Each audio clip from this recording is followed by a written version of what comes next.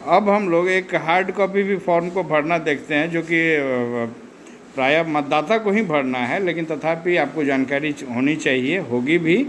किन्हीं किन्हीं को समस्या है, इसलिए एक वीडियो डाल रहे हैं, इसको देख लीजिए और मतदाता को भी इससे अवगत करा दीजिए ताकि वो अच्छे से भर सकें। चलो,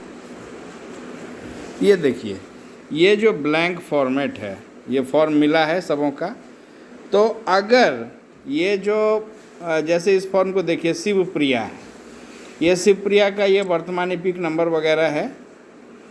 और इनका नाम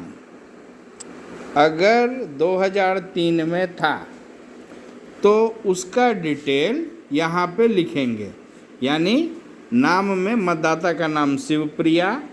फिर उनका एपिक संख्या अगर उस समय अलॉट हुआ हो तो, फिर रिश्तेदार का नाम, यानी हो सकता है उसमें उनके पिता का नाम होगा, फिर संबंध यानी पिता, फिर जिला, राज्य जो उस समय का 2003 का रहा होगा, झारखंड का हो या ऑल इंडिया में कहीं का भी हो। ठीक है, तो इस हिसाब से 2003 का भरेंगे, 2003 के हिसाब से ही राज्य, फिर लास्ट में विधानसभा का संख्या, विधानसभा का नाम है, यहाँ विधानसभा का मतदान केंद्र संख्या, क्रम संख्या है। अगर इन्हीं शिवप्रिया का 2003 में नाम नहीं होता तो इनके पिता का विवरण और साथ ही इनका जन्म तिथि जो है वो मान लीजिए 87 से 2004 के बीच होता है, तो पिता का विवरण यहाँ पे छोटा सा पिता लिख देंगे। अब इस फॉर्म में देखिए लगभग इस तरह से,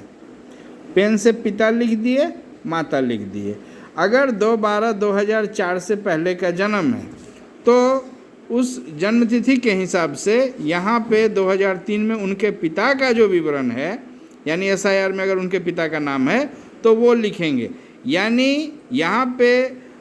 जो मतदाता है, मान लीजिए अगर शिवप्रिया का ये फॉर्म होता तो यहाँ पे शिवप्रिया नहीं आता,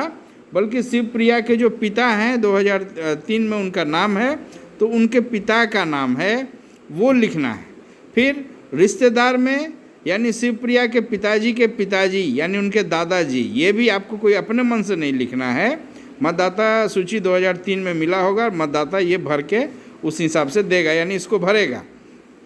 तो 2003 में इस शिवप्रिया के जो भी विवरण थे उनके पिता का, वो इसमें उतारना है। ठीक है, इसी प्रकार से अब अगर 2004 के बाद का जन्म है तो यहाँ पिता और माता, यानी शिवप्रिया के पिता का जो 2003 में डिटेल है वो, और उनकी माता का भी अगर ये मान के चलते हैं कि 2003 में नाम था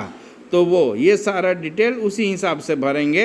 हो सकता है उस समय माता की शादी नहीं हुई होगी तो माता का नाम यहाँ रहेगा, और हो सकता है उस समय उनके पिताजी यानी शिवप्रिया के नाना का नाम होगा उनके साथ, तो रिश्तेदार में उनके नाना का नाम आएगा। और फिर ये लास्ट वाला जो कॉलम है जहाँ विधानसभा संख्या भाग संख्या है, अगर यहाँ हमको 2004 से पहले वाले मतदाता है तो सिर्फ एक का भर रहे हैं।